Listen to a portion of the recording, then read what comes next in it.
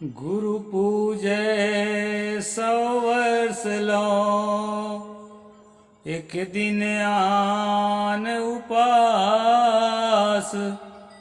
वह अपराधी आत्मा परे काल के फांस। माई मसानी शीतला, भैरव भूत हनुमंत। ओ सतगुरु से दूर है जो इनको पूजनता। नमस्कार दोस्तों, मैं अविनाश दास रेशनल कबीर यूट्यूब चैनल में आप सबका हार्दिक स्वागत करता हूं। साथियों, यदि चैनल को सब्सक्राइब नहीं किए हैं तो सब्सक्राइब जरूर करें। शेयर करके अपने सभी साथियों तक सभी ग्रुपों में पहुंचाएं। बेल आइकन को प्रेस करें, ऑल नोटिफिकेशन ऑन रखें ताकि हर नया अपडेट आप तक पहुंच सके। लाइक और कमेंट जरूर करें दोस्तों। जैसा कि आप सबको मालूम है साथियों, इस चैनल का उद्देश्य किसी भी जाति, धर्म, संप्रदाय या व्यक्ति विशेष को आहत पहुंचाना नहीं है। इस चैनल का उद्देश्य है संवैधानिक दायरे में रहते हुए जनता में तार्किक बुद्धि का विकास करना, अपने आप में तार्किक बुद्धि का विकास करना, वैज्ञानिक सोच को समाज में स्थापित करना और देश दुनिया की उन्नति में अपनी भागीदारी सुनिश्चित करना। साथियों, मैंने अभी 2 साखियां बताई। ये दोनों साखी यूं तो कबीर साहब के नाम से चलती हैं, लेकिन यह मैं दावा नहीं कर सकता कि कबीर साहब की वाणी में कहीं पर है या नहीं है।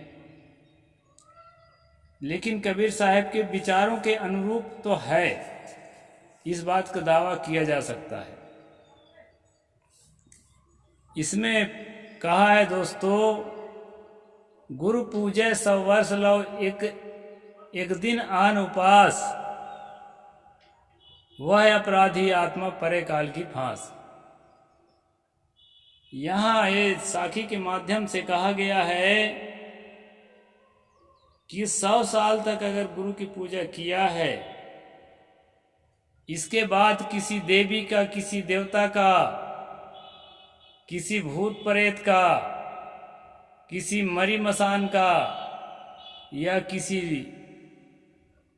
कब्र का या किसी भी का गुरु को छोड़ करके दूसरे की उपासना करता है, वह आत्मा जो है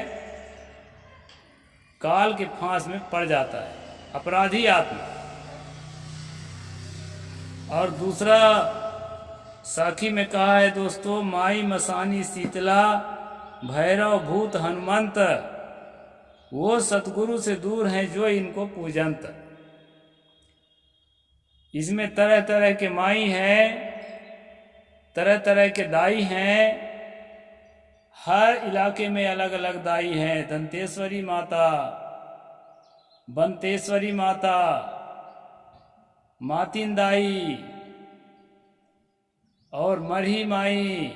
छत्तीसगढ़ में तो बहुत सारी माइयाँ हैं, माई दाई, जहाँ जो है हर हफ्ते सैकड़ों बकरे मुर्गे काट काट करके और स्वाहा किया जाता है दोस्तों। तो सतगुरु के मार्ग में इस तरह से कृत्यों को सही नहीं माना गया है। अभी एक बाबा मध्य प्रदेश के शहडोल जिला में पैदा हुए हैं, जिनको कहते हैं शक्तिपुत्र बाबा। वो शक्तिपुत्र बाबा की उपदेश बढ़िया है। किसी देवी की उपासना कराते हैं, लेकिन वो पशु का, बकरा बकरी का, मुर्गा कुकरी का जो है मार करके स्वाहा करना सही नहीं मानते। हालांकि अंधविश्वास तो है उसमें कि कहीं देवी होती है जो तुम्हारी रक्षा करेगी, ये बात उनमें भी है। वैसे देवी वो भी देवता होता, ईश्वर इत्यादि ऐसा कहीं कुछ होता नहीं है। भ्रम में मत रहना, भूल भुलैया में। लेकिन साथियों, यहाँ आपको ये अचरज होगा कि गुरु की पूजा, गुरु की सेवा, गुरु की आरती, गुरु को सम्मान करने को क्यों कहा गया है? आखिर गुरु है क्या चीज? हमारे जैसा कोई आदमी ही तो है, लेकिन उसको एक विशेषाधिकार कैसे दे दिया गया है इन साखियों के माध्यम से? ये प्रश्न आपके अंदर, आप में से किसी के अंदर जरूर पैदा हो सकता है। साथियों, गुरु का खास महत्व है ज्ञान के लिए। जो आस्तिक होता है वो भी इस बात पर आस्था रखता है कि ज्ञान हमारे जीवन के कल्याण के लिए साधक है, और जो नास्तिक होता है वो भी इस बात पर आस्था रखता है कि ज्ञान हमारे जीवन के कल्याण के लिए साधक है। किसी भी धर्म में, किसी भी संप्रदाय में ज्ञान का तिरस्कार नहीं किया गया है। यह बात अलग है कि ज्ञान सम्यक रूप से क्या है क्या नहीं है, इसकी सच्ची जानकारी है या नहीं, ये बात अलग है। तो साथियों, यहाँ पर बताया गया है, ये जो दोनों साखियां हैं मैं कहाँ से लिया हूँ ये भी बता देता हूँ, ताकि आपके अंदर जो है कंट्रोवर्सी ना रह जाए। कोई भी बात नहीं, कोई प्रश्न नहीं। ये दोनों साखियां बाबा रामपाल की किताब ज्ञान गंगा से मैंने लिया है। इससे कुछ लोगों को ये भ्रम न हो जाए कि अविनाश दास जो है बाबा रामपाल के ईश्वरवादी विचारधारा की ओर बढ़ चले। इसलिए मैं साफ बता देता हूँ, ईश्वर परमात्मा भोले लोगों के मनोविलास के अलावा कुछ भी नहीं है। जो अज्ञानी होते हैं, जो नासमझ होते हैं, नादान होते हैं, जिनकी कोमल बुद्धि है, मैच्योरिटी नहीं आई है जिनकी समझ में, वो चाहे किसी भी उम्र का हो, कितना भी एजुकेटेड हो, वह ईश्वर परमात्मा का भगत होगा, चाहे वैज्ञानिक क्यों न हो जाए। ईश्वर परमात्मा, देवी देवता, लोक लोकांतर को त्यागना मामूली नहीं है दोस्तों। इसके लिए बहुत बड़ा साहस की जरूरत है और बहुत बड़ी समझ की जरूरत है। आस्तिक होना बहुत आसान है, बस विश्वास तो करना है किसी बात पर। ए फलाना, इस बात को मान ले, ऐसा है, हाँ साहब, ठीक है साहब, मैं मान लिया। ये बहुत आसान है दोस्तों, लेकिन उस बात को जवलो न देखो निज नैना, तवलो न मानो गुरु की बहना। परख की कसौटी पर, तर्क की कसौटी पर उस बात को ठहरा कर देखना, इसके बाद मानना, जांच पड़ताल करना, खरा खोटा को परखना, ये काम करना कठिन है। और कठिन काम है, लेकिन इसका परिणाम अच्छा होता है दोस्तों। इसलिए ये भ्रम में मत रहना कि ये अविनाश दास जो है डिमोशन की ओर चला गया। ये ईश्वर, ये परमात्मा, ये देवी देवता, ये लोक लोकांतर, इस पर अगर हमारी आस्था है, विश्वास है, तो ये तय हो जाता है कि हमारे अंदर अभी समझ विकसित नहीं हुई है। किसी बात को बारीकी से समझने की क्षमता हम में नहीं आई है, इसलिए मूर्खतापूर्ण बातों पर हम विश्वास कर लेते हैं। तो चाहे मैं जिस किताब से लूं, लेकिन बातें बड़े काम की है। सतगुरु कबीर साहिब ने कहा था, सब काहू का लीजिए सांचा शब्द निहार, पक्षपात न कीजिए कहें कबीर विचार। तो साथियों, इसमें जो कहा है, जो सच्चा ज्ञान है, जो सच्ची समझ है, उसके प्रति जब हमारी आस्था होती है, और उस प्रकार की बात जिससे के माध्यम से हमें मिलती है वो हमारा गुरु होता है। कुछ भी बात सिखा दे और हमारा गुरु हो गया। अगर इस तरह के किसी गुरु के चक्कर में पड़े हैं ना, तब तो अंधभक्त के अलावा आप कुछ नहीं। गुरु का मतलब ऐसा सुलझा हुआ आदमी जिसमें हमारा मन उलझा है, तर्क पर तर्क हम करते जा रहे हैं लेकिन उसके परिणाम तक, उसके निष्कर्ष तक हम नहीं पहुंच पा रहे हैं। वहां तक पहुंचाने में सुगमता पूर्वक जिसका हमें साथ मिलता है वो कल्याण मित्र हमारा गुरु होता है। सच मायने में सच्चा ज्ञान ही गुरु है।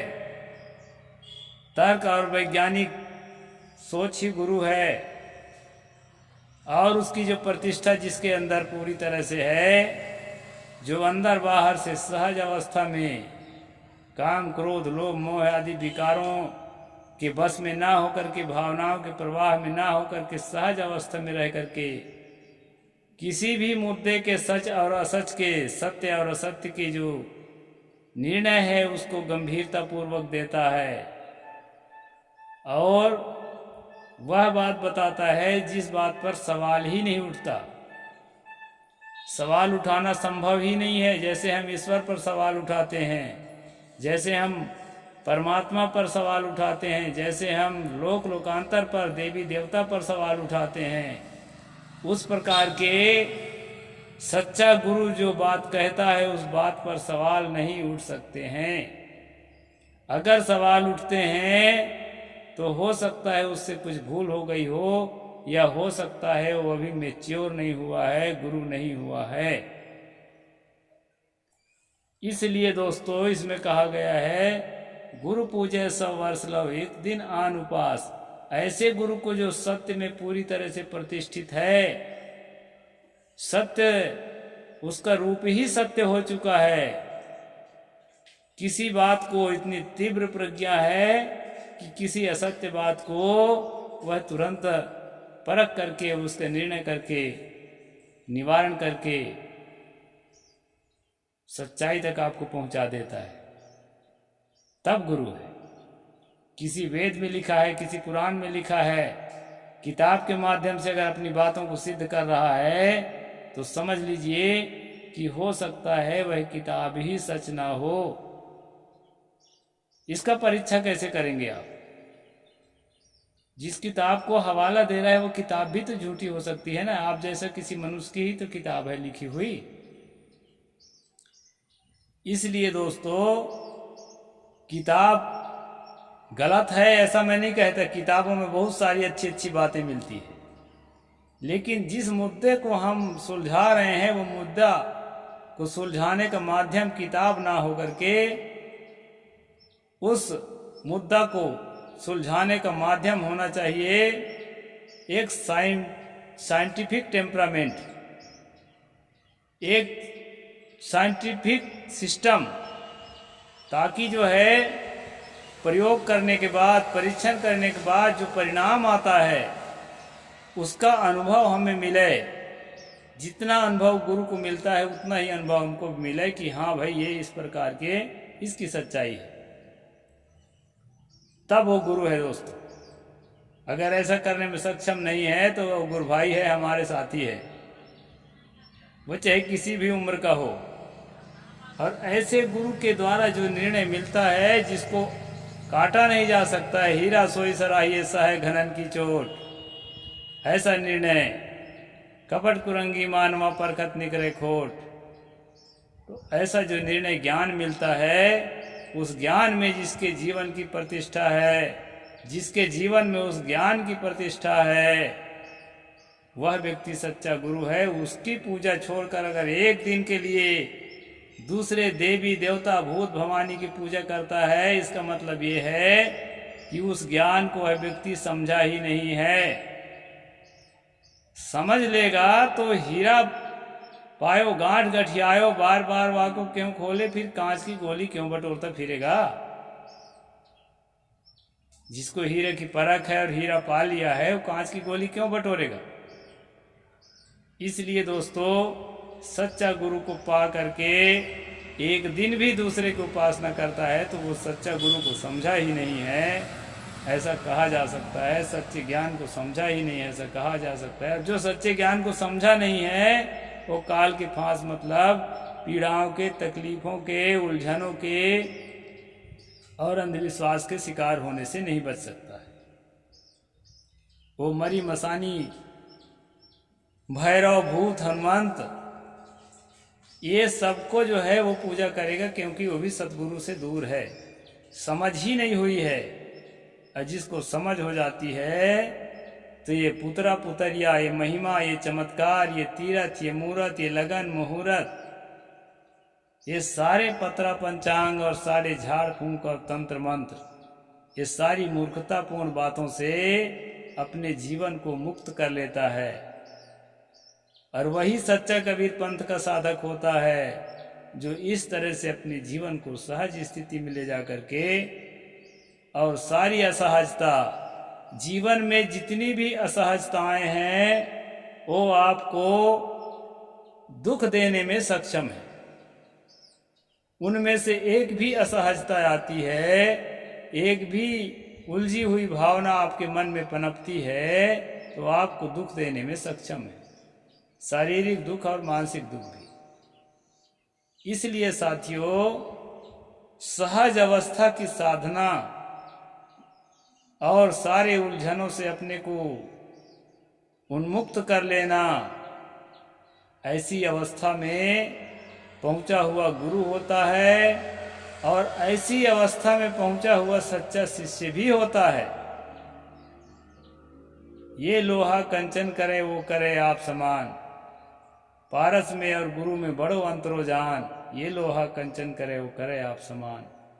इसलिए साथियों, सच्चा कबीर पंथी बने, अंधविश्वासी ना बने, नहीं तो मनु जैसे लोग, तुलसी दुबे जैसे लोग और उनकी बानियाँ आपकी नैतिकता को खा जाएंगी, आपको गुंडा मवाली बना देंगी, आपको देशद्रोही बना देंगी। इसलिए सहज अवस्था में पहुंचने की साधना करें, सच्चे संतों से मिलें, ध्यान करें, चिंतन करें, अध्ययन करें और फिर ध्यान करें। और दोस्तों, अपने आप को सहज अवस्था में, निर्वाण अवस्था में पहुंचा हुआ अनुभव करें, जहाँ पर असत्य टिक ही नहीं सकता है। तो ऐसी साधना करके हम सद्गुरु के सच्चे अनुयायी बन सकते हैं, सच्चे कबीर पंथी बन सकते हैं। और ऐसे संसार के हर मनुष्य को बनना चाहिए, क्योंकि यहाँ पर परम सुख है, जहाँ दुख नाम की कोई चीज़ नहीं है। साहेब बंदगी। जय भीम, जय जोहार, जय भारत।